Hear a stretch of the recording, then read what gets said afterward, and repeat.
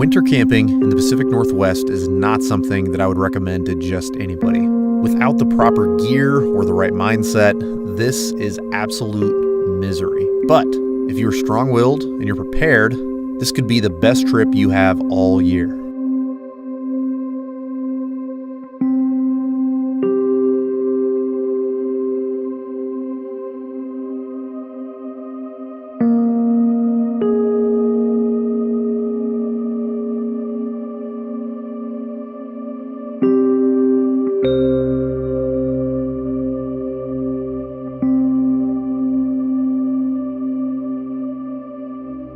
Good morning. I am in the tent with my friend Chris here, who's hiding under the covers. And today we are going to go find some snow. What? You're just about ready.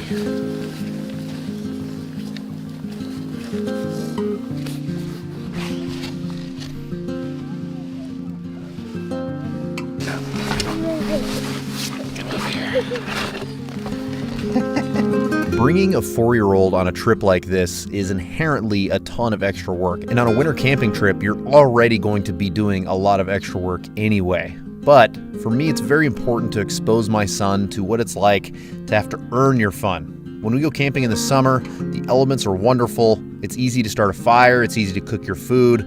But in the winter, all these things are much more difficult. And I want to teach him that you can still have fun in this environment, but you really need to work for it, and you're going to be a little bit uncomfortable.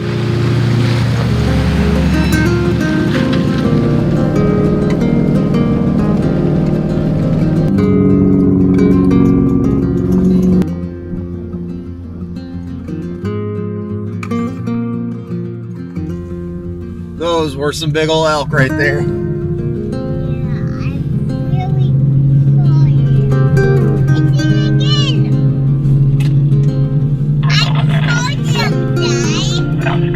Glad you saw him, buddy. Our first night of camping was picked based on convenience. It's a place that I'm really familiar with. But our second night is in a place that I've never been, and I chose a couple different spots, all based on elevation. Because like I said, our goal today is to get in some really deep snow and really push ourselves as well as our rigs. It is wet and soggy outside. It's about 37 degrees, and right now we are at 2,100 feet. So where I'm trying to get us to camp tonight is about 4,800 feet.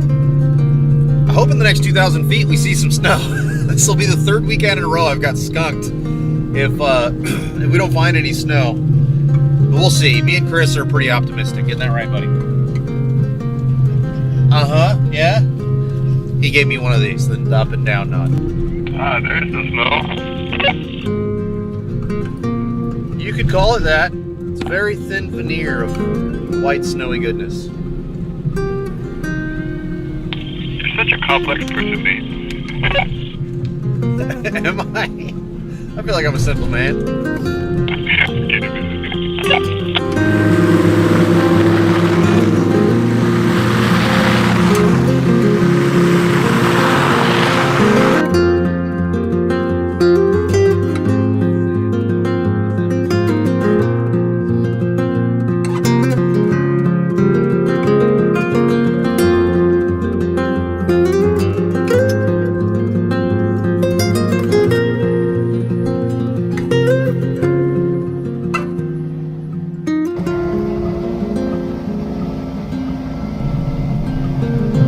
Well, according to my map, we are officially at the top. Let's see if... I remember when I was Google Earthing this, it looked like there was like a big turnaround area that you could camp at. We'll see. We're like right there. Oh, there's people up here.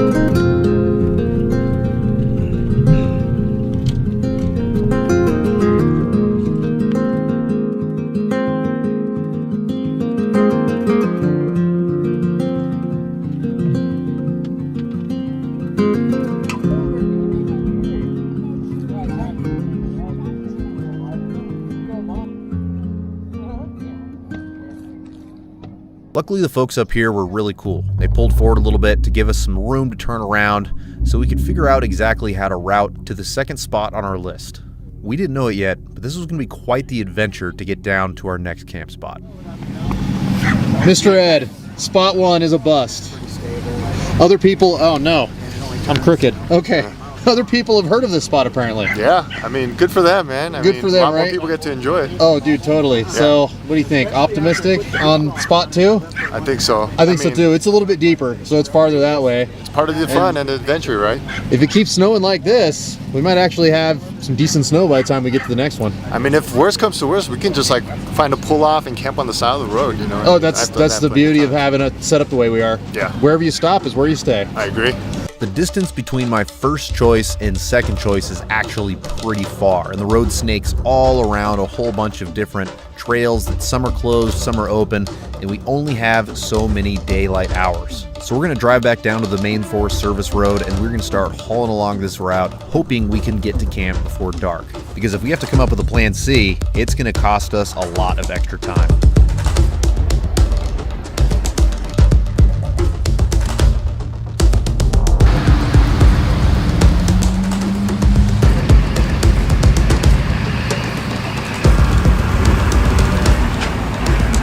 Now we're getting somewhere. Yeah, this is steep for sure. This is what we're looking for. We want to go up. We were gaining our elevation back really quick, and from what I can tell on the map, we don't have very far to go, and where we're headed, there's only one way in, one way out, and it's a pretty remote valley. So I don't know exactly what's ahead, but I do know that we need to keep up a pretty good pace because we don't want to set up in the dark.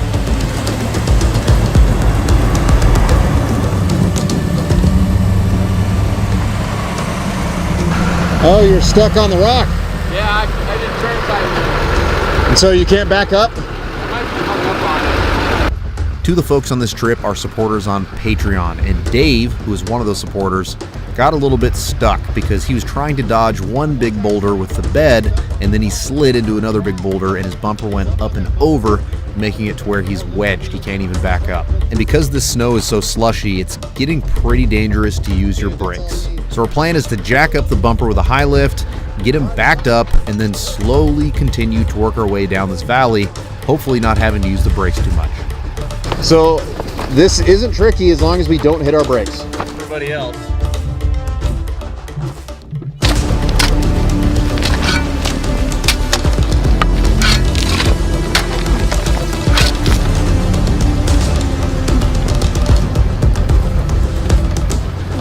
Keep turning, keep turning.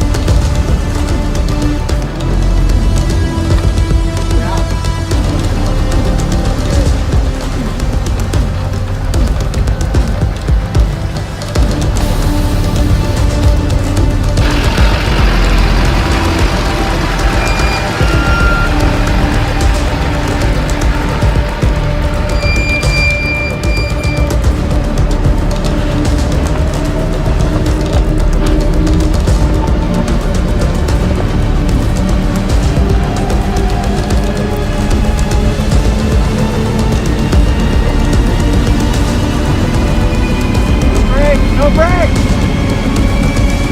Hard! No back up. You're okay. Yeah. No brakes. Whoa, stop. Do not go forward anymore. Damn brakes. Dude, those brakes. Brakes are killing me. What do you air down to? I gotta be honest, when Edward hit those brakes the second time and he slid next to that cliff edge, my heart absolutely skipped a beat because I have rolled off the side of a cliff edge like this, and luckily my wife and I only rolled down 3.5 times and hit a tree to stop us from continuing.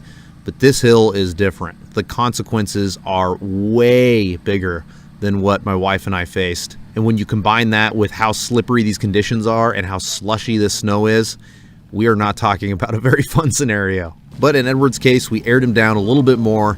We pushed him a little bit higher up on the obstacle to keep him out of the snow and a little bit more into the gravel, and Dave was able to navigate him exactly where he needed to be, which is good because we need to find camp, we need to get off these trails, and hopefully things will freeze a little bit harder tonight, making it to where we can drive a little bit better tomorrow. This is what real Pacific Northwest wheeling looks like. Oh yeah. Getting wet in the rain. Trying to dry off your wet wood with the slightly less wet wood. And Wet wood. yeah, this is There's no romanticizing this. I mean, all these California YouTuber dudes got all this dry weather. They can paint a really nice magical picture. This is exactly what it looks like and sounds like. Rainy nonsense with your friends.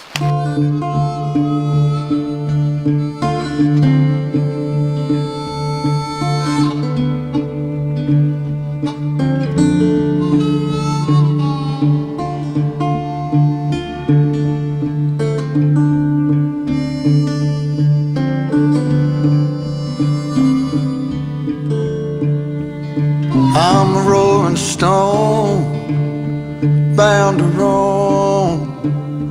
Come the morning, or I'll be gone.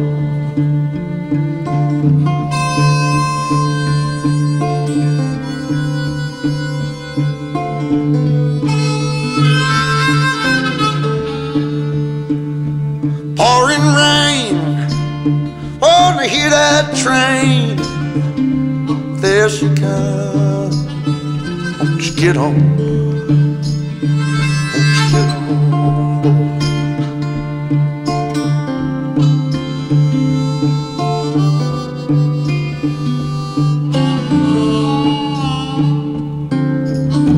We could not believe the weather that we woke up to. It had froze overnight, which made the snow crunchy, which is much better for traction, trust me. And even though we had a literal uphill battle to get out of here, there was a lot of optimism around the campfire.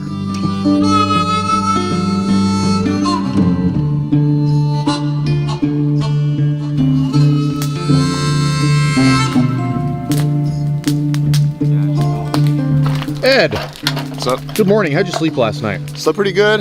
There were a couple of times I woke up just because, you know, it got a little too cold. Yeah. I think I just cut the, you know, the sleeping bag. Sometimes I like to sleep kind of colder.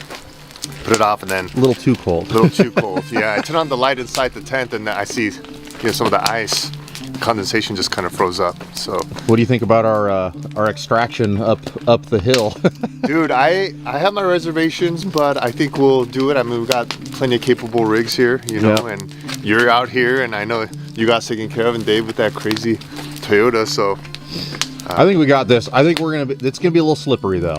it is going to be a little slippery. But this is actually frozen now, instead of yesterday where it was all slush, which Yeah. was a nightmare. Slush is like the worst kind, man. Well, I'm optimistic. Seems like you're optimistic. I am.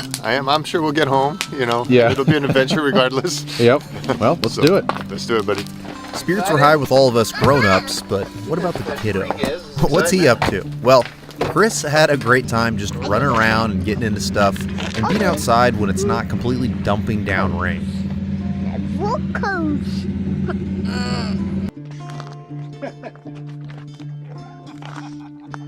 Light as a feather, stiff as a board. My hand. That's what I did with the front row. And then when I got the decks and stuff, it just.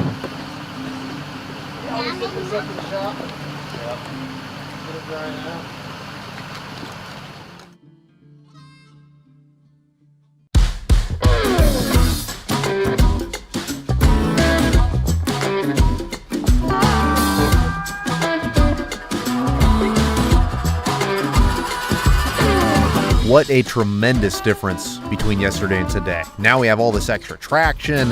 If you need to get out of the vehicle for a second, you don't get soaked to the bone, and man, it just feels so good to have the weather cooperate. We are definitely not in any hurry to get home. We're gonna slowly work our way out of this valley, get back on the main dirt road, and try to punch all the way through this forest to a completely different highway from where we started.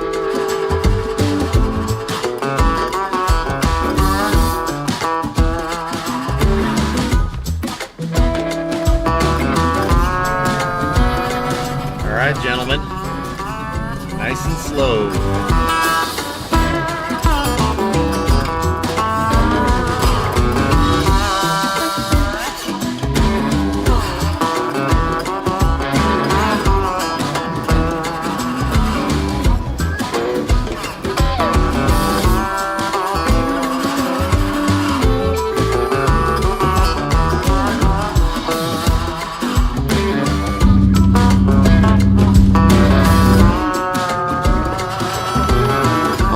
decided to open up the trail just a little bit to make it easier for Edward and David to squeeze through the spot where David got stuck yesterday.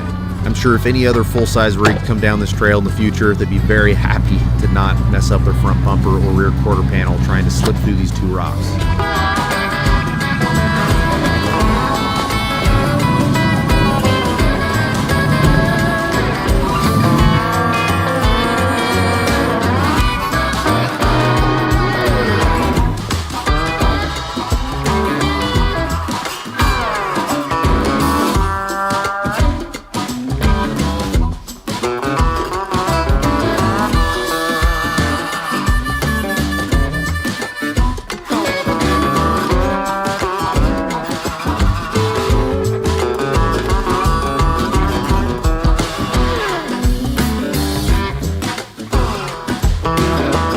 Again, this is a stretch of forest that I've never been to, but according to Onyx, we can weasel our way out of here and drop into the city of Packwood, which is crazy because where we started and where we might be able to finish are in two completely different locations in my head. So I'm excited to be able to punch through all off-road, further solidifying this as a place that I'm going to come back and explore next year.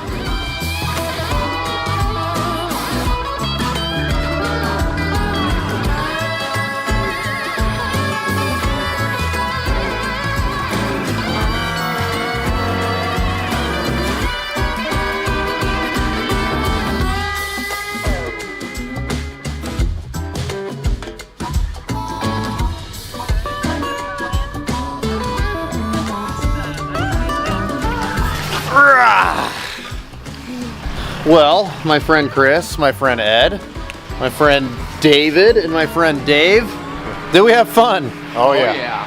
I had fun too. This was great. It was not as deep as I was hoping, but man, was it an adventure. I think that we got way up there. We got to see a bunch of stuff we didn't see before. What do you think? Do you want to go snowing with Dad again? Yeah. I think he's saying he wants to catch snow with his tongue, maybe? I don't know. All right, well, thank you so much for watching, and please check out Edward Shin's YouTube channel. It's one of the most underrated channels on YouTube. What do you think? Are those big elk? Yeah, I'm gonna go colder and colder. Well, we don't want to get near them. Right. It's very important because those are wild animals. And wild animals can get aggressive if they think that you're a threat. Even though we know you're not a threat, they might.